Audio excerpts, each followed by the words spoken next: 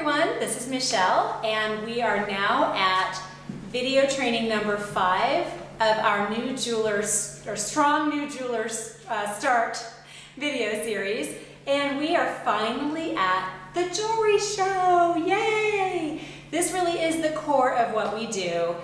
There is some preparation leading up to it, especially when you're brand new, but the good news is that once you have the basic fundamentals under your belt, then you're just going to be able to pick up and go like second nature to your shows. And that's when it gets really fun. You can relax, you can just enjoy, you know the elements of your show inside and out, so that even if you get kind of sidetracked and there's different things happening at your parties, you can kind of get back on into your groove, so that all your business that you need to take care of for making sure that you are multiplying your business and you are continuing to see the expansion of your network of hostesses and customers. That all gets done at the end of the show, whether it's you do 1, 2, 3, 4, 5 consecutively, as we will talk about here in a minute, the different elements of your show, or you might just go 1, 4, 3, 2, 5. But by the time you're done, everything that you wanted to accomplish will have gotten accomplished, because you're just going to be such a master at memorizing and making your show really your own. So it's just a conversation that is very pleasant, that's very dynamic, that everyone's enjoying, and it's not so mechanical like sometimes things will be at first. The only thing you can really do is just keep doing it, keep practicing, and the more you practice, the more it's going to be natural, and the more fun you're going to have, and the more relaxed. And then guess what happens? Everybody wants to be a part of what you're doing. They want to be a part of you and your business, and it just gets really great. So practice really does make perfect, and this is a business that you do learn by doing. And so why don't we just go ahead and get started? So the jewelry show, in the binder, we get started off by giving you a show packing checklist. And this coincides with the full show format that I'm happy to share with you, that I have been doing, and I make little minor refinements all the time. I think that's just kind of a part of the evolution of this business, is that you kind of see how things land on people, and you tweak things as you hear little adjustments at trainings and so forth, until you really feel like you've got something that 99% of the time is a crowd pleaser. And that's how I feel about my show format finally after all these years. So I am more than happy to share this with you, for you just to pick up and run with, or you can make your own substitutions, or you can make your own up, or your sponsor might give you hers. Whatever the case may be, I do think you need to have a show format that you can read out loud to yourself many times before you head out on your own, to a spouse if you're married, to a best friend, to a group of mom, sister, best friend, next door neighbor. The more that you feel ready to perform this in front, or present this in front of a crowd of people you really don't know very well, you've never really met, the more prepared you feel, the better you are going to experience in terms of results and multiplication of your business right off the bat. So try not to utilize your real crowds as a practice ground. Try to make sure that you're as close as prepared as you can be. Of course, none of us are going to be 100% perfect when we head out. At one point, you just have to just go. And again, you do learn by doing. But some pre-preparation, if that's not redundant, is really going to help you so much. So you've got your show packing list, you've got your jewelry show format, and then I recommend you just grab some flashcards. They can be cute little decorated flashcards, they can be colored ones from the office store, they can just be plain white flashcards. It doesn't really matter. What really matters is that you get them into a format that is comfortable for you to read off of. And honestly, people don't even care if you're reading off the full page. It's just jewelry and women, and oftentimes chocolate.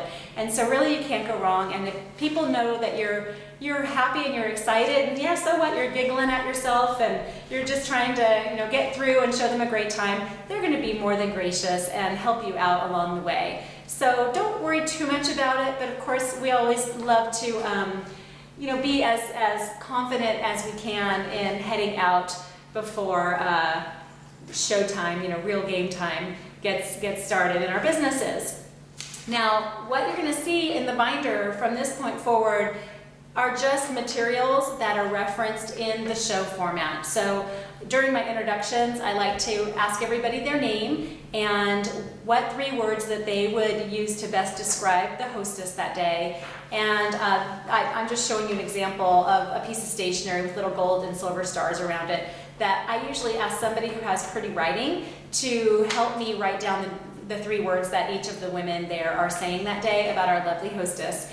And this is just something that doesn't always make an impact in the moment, or you don't think, but you might hear about later on in the night. I had a hostess who went up to her mom and said, "Oh, you don't know how much I needed this. I had such a hard day at work."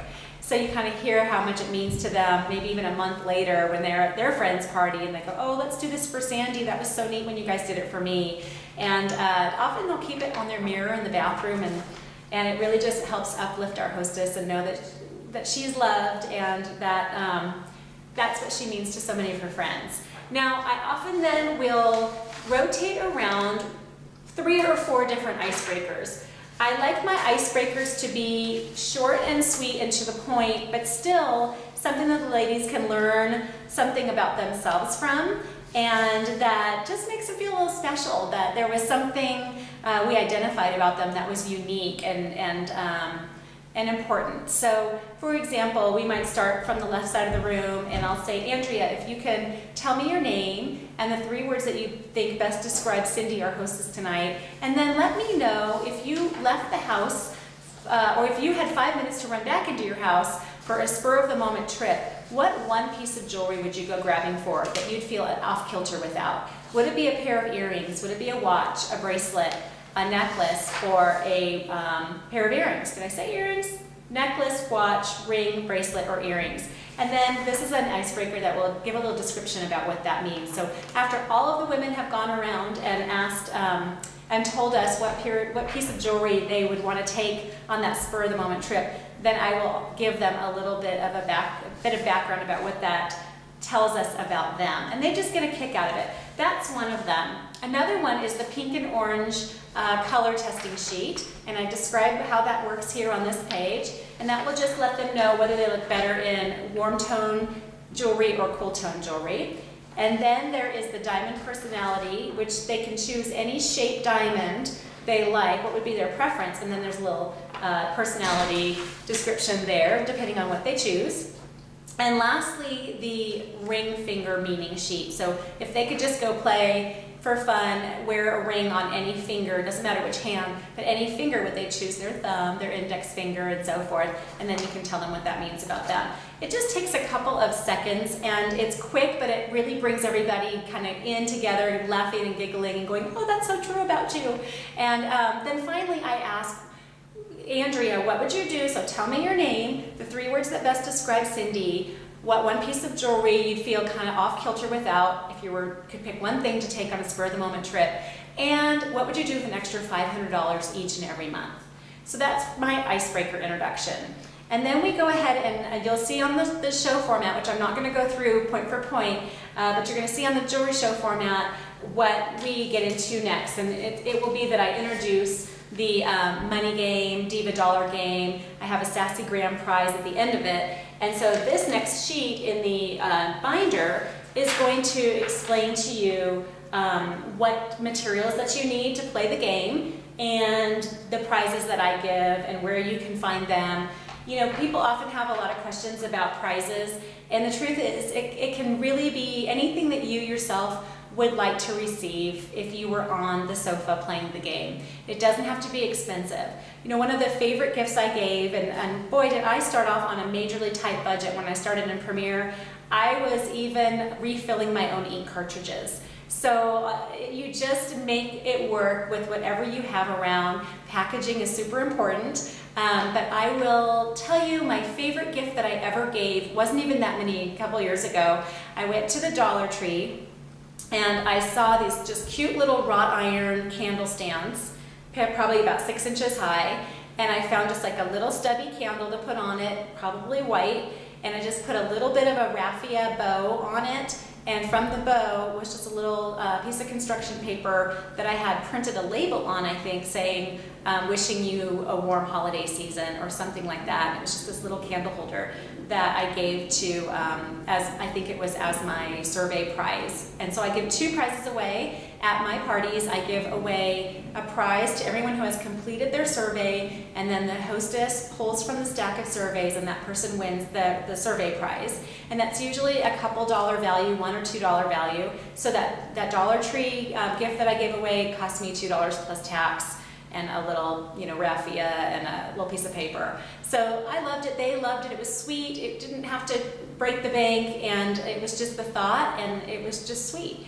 And now with Pinterest, I think there's just almost infinite ideas out there about little gifts like that you can create for very inexpensive. Now my Sassy Grand Prize, I do a little bit more there, and that's because it really is the glue that holds the entire show together. It keeps people participating, it keeps them from getting on their cell phones and distracting everybody else. It keeps them from getting up and going and hanging out in the kitchen. So I don't know if you have already done shows, if you're a jeweler who's already been around the block a time or two, you know what I'm talking about.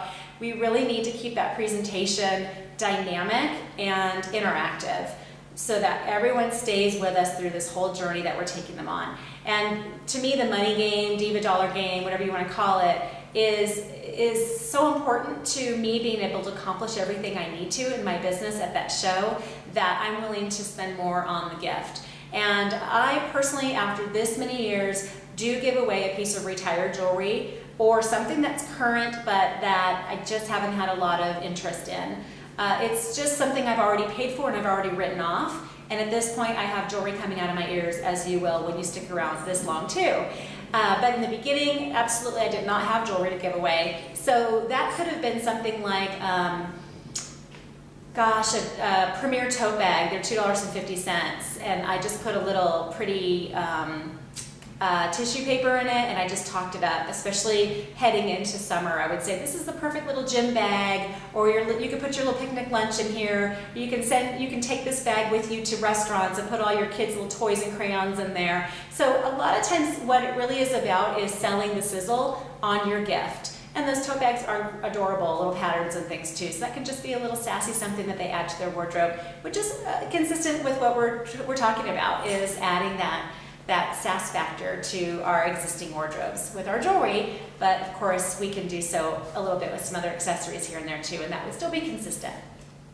Okay, so then what I'm talking about in the binder is what to put in your guest folders and what to put in your hostess packets. And then there's examples of each of these things in the binder. All I put in my guest folder is a guest survey. And then on the back flap, I do carry Premier portfolios from Premier Designs Incentives. They're a little pricey. In the beginning, I literally took, at this time of year right now with school supplies, you can find very inexpensive, 1/2-inch ring binders, 3-ring binders with pocket folders, and you can just cut along the seam, take the rings out, and you've got 2 pocket folders, and you can just put a little safety pin, or not safety pin, a paper clip with a business card on there, and then the guest folder, or the guest survey inside, and an order form. And then if you want to, you can put the first 10 home shows. Maybe you don't have 10 home shows yet, so go ahead and use mine. I have some low shows, some medium shows, and some high shows in my first 10 shows 12 years ago. And guess what? In my last 10 shows, I had some low shows, some medium shows, and some high shows. So I feel like it's very apples to apples in terms of what people are going to experience right out of the gate, because that's pretty normal. We have high, low, and medium shows on a regular basis. It all is a part of a mix. That's where we get to our averages. Of earning, I think my first 10 shows I earned an average of $225 cash profit after any jeweler share and stuff like that. So that's still extremely impressive and yet reasonable and rational, and something that I feel really confident in representing to new prospects. And so that's what's in my guest folder. And then in my hostess packet is a thanks for booking letter.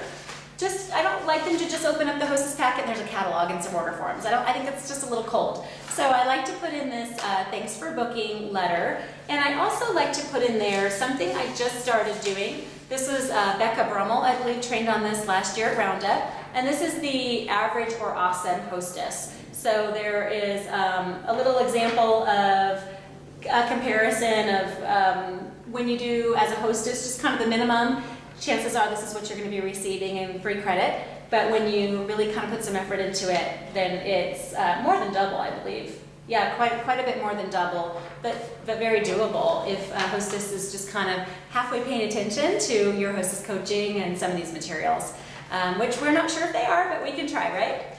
Okay, and then lastly, here's the 10 home shows.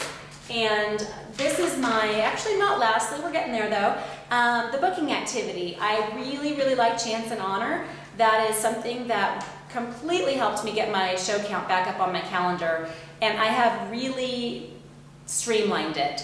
So the verbiage is actually on the home show format, the full format that's only one page double-sided, and I think it's about 2 sentences. And it is so cleaned up and so easy to deliver now that I'm really hopeful that it'll go to work for you, even if you're on day one brand new and nervous. I still think that it's the verbiage is there for you and it'll work for you right away. So this is just the materials list for Chance and Honor and where you find everything and prices and so forth. It's very reasonably priced. I do put mini tennis bracelets, crystal tennis bracelets from Premier Incentives in my Let's Party purses, but you're gonna play with that on your own. I will tell you, when I was brand new, on average, intentionally, I was spending about $10 a booking. And I felt that that was a really great investment. If I was gonna spend my money anywhere, my business investment money, my seed money, it was gonna be on bookings that were going to earn me more money. So I was averaging $225 cash profit per show. I was spending $10 per booking. So essentially I was still bringing in a net profit of $215. And I thought that was great business. And I still do. But after a while, you're gonna get your momentum, you're gonna get your consistency, you don't have to spend quite as much. So that's really a decision you're gonna have to make. I would rather make $215 after my expenses than make no dollars because I don't have anything on my calendar. So think about the wise business decisions and what you're willing to invest in yourself as you're getting up and running and building that clientele. These are just the Chance and Honor slips of paper. You can put on different color paper, enjoy and let's party. And then lastly, there is a hostess hot list. So this looks a little bit like my guest, I keep wanting to call it guest folder, but it looks a little like my guest survey. But this is the hostess hot list. And this is something that you can give to her while she's sitting down. It's a little bit different than what the other girls are getting, but it's a reminder up here of what she's going to be receiving for free. It's a summary there, and then this is where she can write her wish list as she's going along that evening. Now, one thing I finally figured out to do, and it's so goofy, maybe you'll have an aha moment too, but often I would take this home, or I would kind of rewrite what she wanted somewhere else, and finally I just decided, hey, how about I get out my phone and take a picture of this so she could keep her own copy, and then of course I could have one too at my desk. So if you hadn't thought of that already, you're welcome. No, okay. Just one of those things. Same thing with my hostess packets. For years I would pre-pack them and bring them to my shows with catalogs and so forth in them already, which is kind of creating even more weight in my carrying cases. So just a little something I finally, you guys have probably been doing this for a long time, but I finally just started bringing my hostess packet with just the letter and the awesome or average flyers inside. And then when a gal booked at my shows, I'd just go grab a catalog off the coffee table as well as a few order forms and then pop it in there and send her home with that. So that's just a little way of creating a lighter load for yourself as you're packing and carrying things over into the party. So that pretty much wraps up my jewelry show training. And as you're probably seeing, I'm really just summarizing what is in this section of the binder, but you'll definitely want to get connected with your sponsor on this at a deeper level. You're going to want to talk out the show format. You're going to want to practice it for her before you head out on your own. It's really worth the time. It's worth the nerves to just kick that out and have it behind you. you're going to be so much happier that you did, because as I think I mentioned in a prior video, it's one thing to kind of have it in your head as, that's just nothing, that was smooth as silk, anyone can say that, anyone can do that. And then with it being you and quite a few strangers sitting in front of you, who knows, they could have a funny look on their face and it can really throw you. And who knows what's going on in their mind. And it's just easy for our brains to kind of jump ahead and make assumptions and get a little sideways. And that can really throw you. I just want to tell you that ahead of time because I love you. And I want you to practice. I really want you to take that part seriously, because that is probably the #1 piece of advice that I or your sponsor could give you, is practice, practice, practice. Not perfect, perfect, perfect, but just so that you feel familiar enough with the materials and the flow that you can get back on track with your flashcards or whatever you've got there to help as your aid to get you back into business at that party, because it's just something you don't want to let go by that night and then have really some regrets about not covering certain things. So that is all for the jewelry show segment of the trainings. And next we're going to go ahead and talk about a little miscellaneous, some business tips and so forth. So I'll catch you then. Thanks.